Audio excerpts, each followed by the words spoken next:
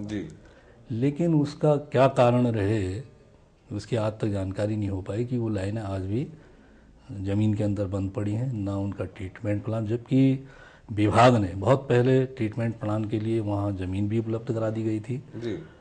और उसके बाद आज तक वो कार्य नहीं हो पाए। और बहुत पुरानी स्कीम थी, जनसंख्या बढ़ने के जो उनके मानक होते हैं जी। उसके आधार से भी वो लाइन अनफिट है। अब वो जितना भी पैसा उसमें खर्च हुआ है वो समझिए कि बेकार गया है। तो आज एडीबी के साथ ही जो हमारी ये बांगाझाला पेयजल ग्रामीण पेय नगरीय और ग्रामीण पेयजल योजना है, उसी के साथ ही सीवरेज लाइन, जी। सीवरेज लाइन की भी प्रस्ताव है और वो भी स्वीकृत है एडीबी के माध्यम से। और उसकी भी, और ये जब हमारा पेयजल की ये कार्यक्रम शुरू हो जाएंगे, क्योंकि सीवरेज पेयजल से महत्वपूर्ण पेयजल उसके लिए आवश्यक ही होते, जी। तो सीवरेज चलाने के लिए जो हमारी जो बांगाझाला योजना जो ये पानी उपलब्ध होगा, तो इसके सेकंड स्टेप में ये जो सीवरेज लाइन है, जो आज आपका जो कहना भी ठीक है कि हमारा पर्यावरण भी खराब हो रहा है, जी। स्वास्थ्य भी खराब हो रहा है, उसकी जो ये बहुत बड़ी समस्या है, उसके लिए फिलहाल इसका ट्रीटमेंट प्लान कहाँ बनाया जाएगा उसके लिए भी भूमि उपलब्ध करा दी गई है। तो जो आवश्यकताएं थी, प्रारंभिक आवश्यकताएं जो हैं, उनमें पीवीआर भी बन के चली गई है सारा उसका। लेकिन ये है कि पेयजल के कार्यक्रम पहले शुरू कराए जाएं, उसके बाद एडीबी का कार्य कराया जाए, तो ये कार्यक्रम भी इसके साथ साथ ही चलने वाला है। और जो हमारी जो इतनी बड़ी जो एक आवश्यकी है पर्यावरण के से भी समझ लीजिए, स्वास्थ्य के मामले से भी समझ लीजिए, तो जो और इसके लिए भी जो एक योजना बनाई गई है वो योजना एडी के माध्यम से स्वीकृत है और उसमें पैसा भी उपलब्ध है और वो भी कार्यक्रम शुरू होने वाला है। जी। चलिए अब बात करें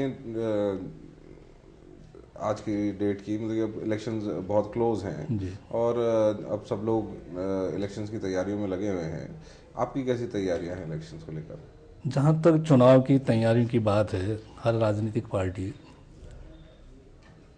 कोशिश करती है कि अपने क्षेत्रों में, और विशेषकर जिस क्षेत्र का अगर विधायक है उसकी ज़्यादा दायित्व बनता है कि अपने क्षेत्र की समस्याओं का निदान करे, वहाँ जी। की जो मूलभूत आवश्यकताएं, जो हमारी दीर्घकालीन आवश्यकता होती है या हमारी तात्कालिक आवश्यकता होती हैं, उस विधायक को, जनप्रतिनिधि को वो कार्य करने होते हैं। और मैं जहाँ तक मैं अपने कार्य से, अपने जो मैंने कार्य की उससे मैं संतुष्ट हूँ कि मैंने जो तात्कालिक हमारी आवश्यकताएं थी या हमारी दीर्घकालीन जो आवश्यकताएं हैं उसमें भी मैंने बहुत कुछ किया है अपने क्षेत्रवासियों के लिए और क्षेत्र के वासियों के सहयोग से ही किया है। और जहाँ तक तैयारियों की बात है, आपका सवाल, मैं सोचता हूँ कि कोई भी प्रतिनिधि, जनप्रतिनिधि होता है, उसको तैयारी राजनीति अगर चुनाव के लिए करनी है, केवल ये सोच के उसको अपना जनप्रतिनिधि या किसी ऐसे का पद पर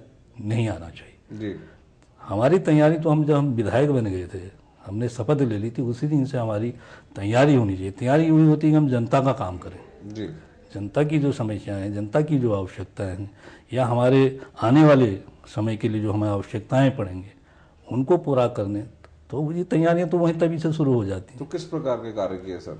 तो मैं तो जहाँ तक कार्यों की बात है, मैंने दीर्घकालीन कार्य भी अपने क्षेत्र में कराए हैं। जैसे ये डीपी का आप में मैंने अभी पेयजल, बांगाझाला पेयजल योजना है, आपका सीवरेज लाइन का है, परिवहन का डिपो है। एक हमारी बहुत बड़ी योजना हमारी रामनगर में जो कोसी नदी है, जी। उसमें कोई भी पुल आज तक नहीं था, केवल एक पुल, वो भी केवल केनाल सिंचाई विभाग का अपना जो उनकी सर्विस होती है, केवल उसके लिए वो पुल का निर्माण हुआ था बैराज में। लेकिन रामनगर की आवश्यकताओं को देखते हुए उस पुल को आवागमन के लिए कोशिश की, उसको चालू किया गया। लेकिन सिंचाई विभाग का, उनकी भी अपनी मजबूरियाँ होती हैं, उन्होंने भी नोटिस, कई बार नोटिस दिए कि ये पुल यातायात के लिए उपलब्ध इस लायक नहीं है कि इसमें हैवी या जो व्हीकल से चले। तो जब मैं विधायक बना था तो उसके तुरंत बाद ही मैंने इसमें कार्यवाही शुरू की थी और माननीय मुख्यमंत्री जी खंडूरी जी थे, उनका भी बहुत सहयोग मिला, विभागीय अधिकारी थे, उनका भी बहुत अच्छा सहयोग मिला, और हमारे पहले सीडीओ थे उत्पल कुमार जी, प्रमुख सचिव हैं, उनका भी बहुत ज़्यादा सहयोग मिला, क्योंकि उन्होंने भी इसका सर्वे, उनको भी लगा कि इस पुल की आवश्यकता है। जी। यहाँ प्रस्ताव आया तो स्वीकृत था, लेकिन एक नई नीति जो बनी सरकार की कि पीपी मोड में कराया जाए, तो जी। तो उस पीपी मोड में कई समय उसमें लगा। तो अब कहीं जाकर पीपी मोड में कोई बेंगलोर की कंपनी है, बहुत बड़ी कंपनी, उसमें टेंडर हुआ है, उसके माध्यम से काम शुरू करा दिया गया है।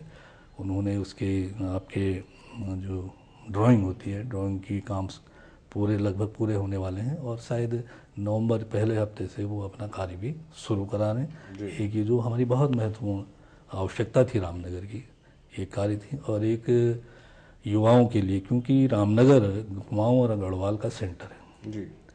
और पहाड़ों में कहीं भी इतने बड़े मैदान नहीं होते हैं जिसे हम स्टेडियम के रूप दे सकते हैं। तो एक रामनगर ही ऐसा स्थान है कुमाऊं और गढ़वाल के बीच में जहां हमारे पास पर्याप्त मात्रा में ज़मीन उपलब्ध है।